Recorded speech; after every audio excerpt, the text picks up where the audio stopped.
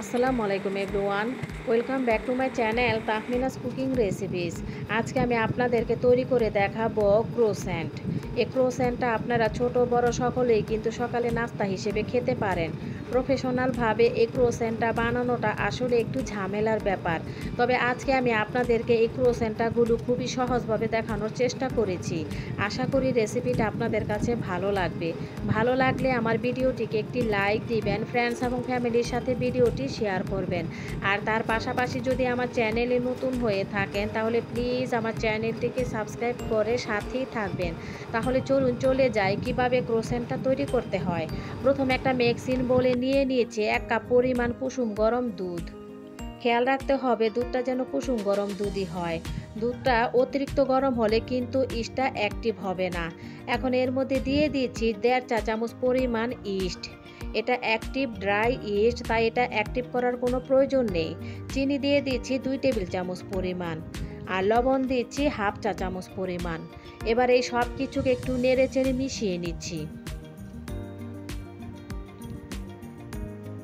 নেড়েচেড়ে মিশানো হয়ে গেলে এখন এর মধ্যে দিয়ে দিয়েছি 2 কাপ পরিমাণ ময়দা।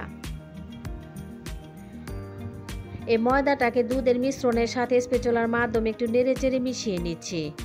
এই কাজটা আপনারা হাত দিয়েও করতে পারেন, তবে এ পর্যায়ে হাত দিয়ে মথে নিলে হাতে খুব বেশি লেগে যায়, তাই আগে স্প্যাচুলা দিয়ে মিশিয়ে পরে হাত দিয়ে মথে নিব। তো মিশানো হয়ে গেলে এখন এর মধ্যে 1 টেবিল চামচ পরিমাণ সয়াবিন তেল দিয়ে এবার হাত দিয়ে খুব ভালোভাবে এই ডোটাকে মথে নিচ্ছি। আমি এখানে 2 টেবিল চামচ পরিমাণ তেল দিব, আর 1 টেবিল চামচ পরিমাণ তেল আমি একটু পরে দেব। ডোটা মতে মতে একটা পর্যায়ে দেখবেন আঠালো ভাব চলে এসেছে।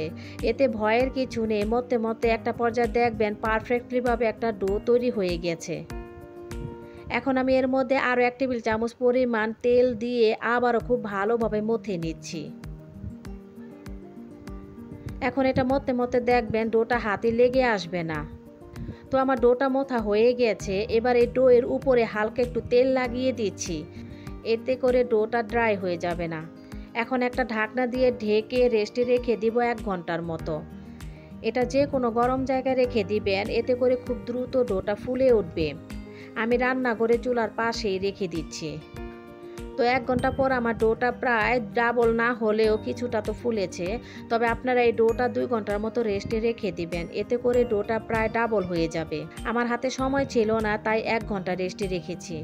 এখন এই ডোটার ভিতরে যে বাতাস ক্রিয়েট হয়েছে সেটা আমি হাত দিয়ে এরকম করে বের করে একটু মথে নিচ্ছি। এখন বোর্ডের মধ্যে নিয়েও খুব ভালো মতো এই ডোটাকে মথে নিচ্ছি।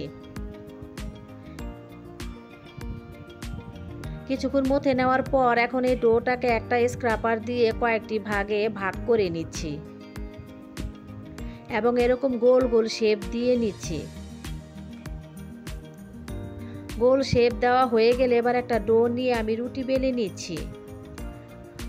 রুটিটা খুব বেশি পাতলাও হবে না, আবার মোটাও হবে না। ঠিক আমি যেরকম করে বেলেছি আপনারা এভাবে বেলে নেবেন। এভাবে সব কটা রুটি বেলে নিয়েছি। এখন একটা রুটি নিয়ে এর মধ্যে আমি মিল্কের বাটার ব্রাশ করে নিচ্ছি। বাটার ব্রাশ করা হলে এবার আমি এর উপরে আরও একটা রুটি দিয়ে দিচ্ছি। এবার হাত দিয়ে একটু হালকা করে চাপ দিয়ে এই রুটিটাও সেট করে নিচ্ছি। এবার এই রুটিটার উপরেও বাটার ব্রাশ করে নিচ্ছি। এভাবে আমি সবগুলো রুটি বানিয়েছিলাম। সবগুলো রুটি আমি এভাবে একসঙ্গে করে নিব। শেষে যে রুটি দিলাম সেই রুটিটা একটু টেনে বড় করে একটু সুন্দর মতো করে সেট করে একটা বড় রুটি বেলে নিচ্ছি। বোর্ডে রুটিটা বেলা যাচ্ছিল না, তাই এরকম সিলিকন ম্যাটে একটা বড় রুটি বেলে নিয়েছি। এবারে পিৎজা কাটার দিয়ে আমি ভিডিও দেখা নিয়ম অনুসারে ক্রোসেন্টা রুটিগুলো তৈরি করে নিচ্ছি। আমি এখানে 16 পিস ক্রোসেন্টা রুটি বানিয়েছি, তাই আমার ক্রোসেন্টাগুলো স্মল সাইজ হয়ে গেছে। এখানে আপনারা 8 পিস করে যদি ক্রোসেন্টা রুটি বানিয়ে নেন তাহলে আপনাদের ক্রোসেন্টাগুলো একটু বড় সাইজের হবে। তো আমি এভাবে করে কেটে নিয়েছি। এখন প্রত্যেকটা রুটির মাঝ বরাবর দিয়ে একটু কেটে নিচ্ছি। কেটে নেওয়া হয়ে গেলে এবার পরিমাণ মতো আমি মিল্কের চকলেটটা যেখানে আমি কেটেছিলাম তার ঠিক উপরে রেখেছি এবং ভিডিও দেখা নিয়ম অনুসারে আমি ঠিক এভাবে ঘুরিয়ে ঘুরিয়ে এই ক্রোসেন্টগুলো ফোল্ড করে নিচ্ছি। ব্যাস তৈরি হয়ে গেল আমাদের ক্রোসেন্টটা। তো আপনাদের বোঝার সুবিধার্থে আমি আরও একটা ক্রোসেন্ট বানিয়ে দেখাচ্ছি। আপনারা যদি ক্রোসেন্টের ভিতরে চকলেটটা পছন্দ না করেন সেক্ষেত্রে কিন্তু আপনারা চকলেটটা স্কিপ করতে পারেন।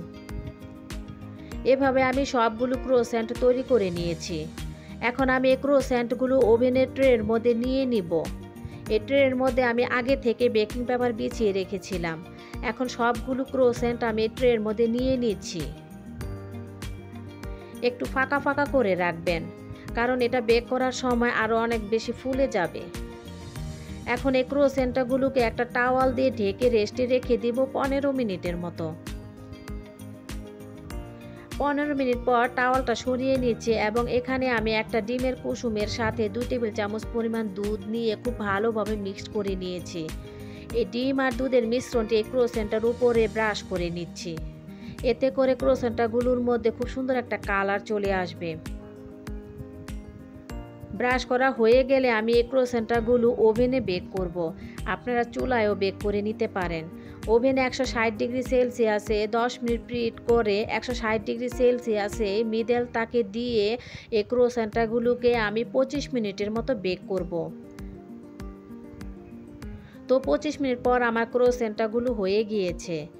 গরম গরম অবস্থায় আমি ক্রোসেন্টগুলোর মধ্যে বাটার ব্রাশ করে দিচ্ছি। এবার একটা ক্রোসেন্ট আমি কেটে দেখাচ্ছি কতটা পারফেক্ট হয়েছে। তো দেখেন ভিতরে চকলেটে ভরপুর এবং উপরে ক্রিস্পি। এখন এগুলো ওভেনের রেখে ঠান্ডা করে নিচ্ছি।